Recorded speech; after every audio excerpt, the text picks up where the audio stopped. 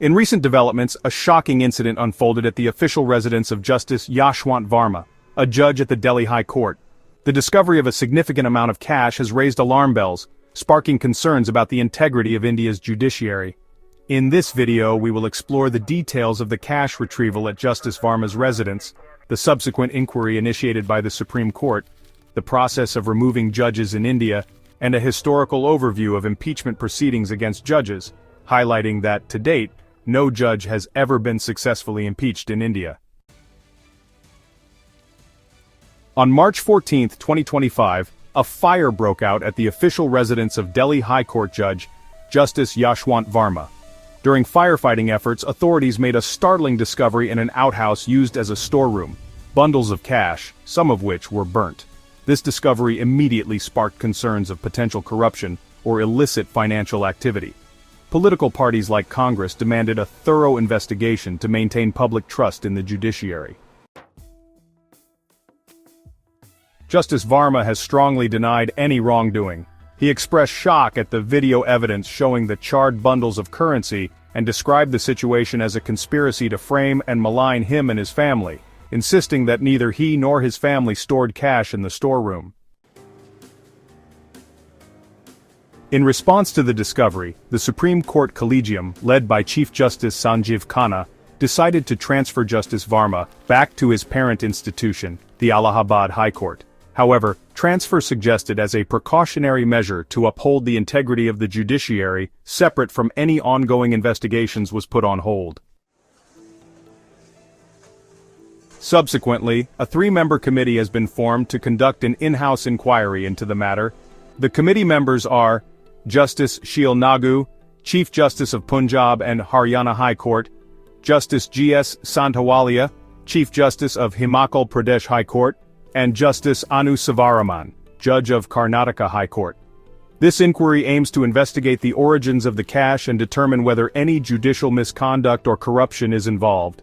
Meanwhile, Justice Varma has been relieved of all judicial duties pending the investigation. In India, removing a judge from the Supreme Court or any high court is a serious matter governed by the Constitution and the Judges' Inquiry Act, 1968.